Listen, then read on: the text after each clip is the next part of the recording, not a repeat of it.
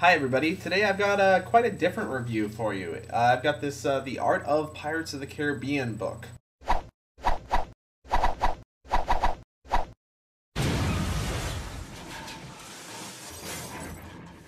So this book, The Art of Pirates of the Caribbean, is a concept art book from all three movies of the Pirates of the Caribbean trilogy. So we'll start just with the outside of the book. First of all, this is a pretty massive book. It's nice and thick. With about, 160 pages. And it's got this nice sort of embossed front picture, as well as with the words. And it's this, fake leather sort of thing with nice silvery patterns all over. And then when we open it up, you've got your blank sort of worn look pages right there on the inside of the cover. A skull and crossbones with the sparrow.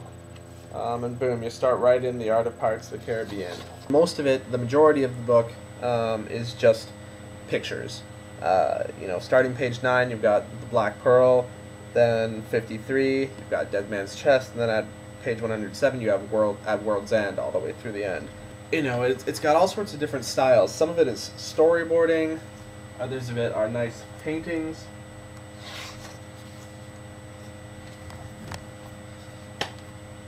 Here's a sketch of concept art for Jack Sparrow, not Will Turner, although that sure looks like Will Turner. I'm skipping around a bit. Oh, here's a cool picture. That is art for the pirates walking in the water to ambush the ships. So it's cool because a lot of the pictures that you see in here were almost directly translated onto the screen, but some of them change quite dramatically. Here's some beautiful art of Captain Barbossa with 4 different looks for different levels of decay, maybe as he transforms, and then of course all of him standing there, almost exactly like what he did look like in the movie. Here's one that I really like. It's art of what Captain Jack Sparrow might look like. This was when they had cast Johnny, but obviously not finished his wardrobe and his full look. He obviously gets a lot more busy of a look with the beard and the beads and the hair and the everything. And then right across from that, they have the early sketches of what he would look like as an undead. So that's kind of cool to see, right one next to the other. And of course you then get to the second movie, where you get these cool landscapes of the island and the tribal life. Some of the paintings are very stylized. This is Tia Dalma's shack, looking very much like that scene in The Ride, if you've ever been on the ride in Disneyland. One of the things I love most about this is seeing ideas that were tossed out, actually. Like this thing here, these are different looks that the Kraken could have taken on, one of which being very much like an octopus, you can see there. This next one is more like what he looks like in the actual movie, just kind of like a giant squid.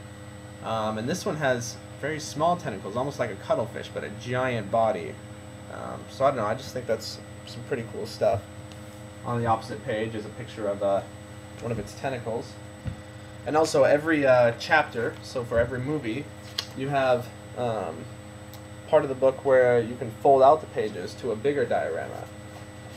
In this case, the 4-page spread is on the crew of the Flying Dutchman. Let me open this up for you. So that's some pretty cool stuff. And although some of my favorite pages are, character design and prop design and stuff like that, there's many mood-setting pictures as well, that are supposed to inspire maybe some of the sets, but really, essentially, they're there to just give the filmers and give the designers an idea of what sort of look that they're aiming for. They're obviously not going to replicate some of these pictures exactly, but to get that sort of feel and that sort of lighting, and I think that's really what a lot of these pictures and paintings are for. Here's a great painting of that epic battle at the end of Pirates 3, where they're fighting around a giant whirlpool. You can see all the ships in the background and the main 2 ships fighting in the foreground.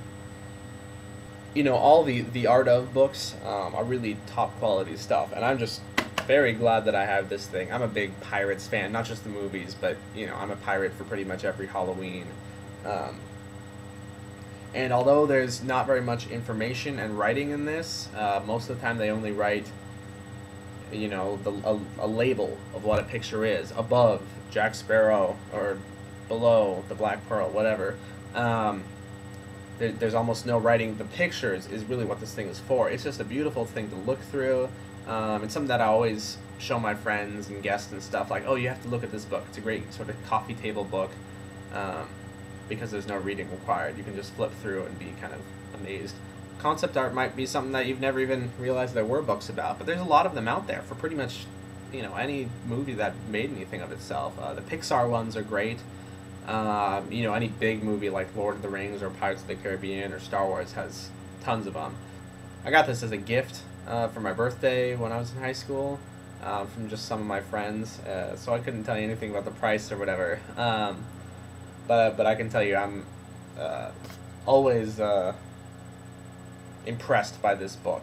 And if you ever come across it, I would suggest picking it up. I mean, it may be a hefty price tag, but if you like what you saw here, and especially if you love these movies, it's definitely worth having. Alright, thanks, and see ya.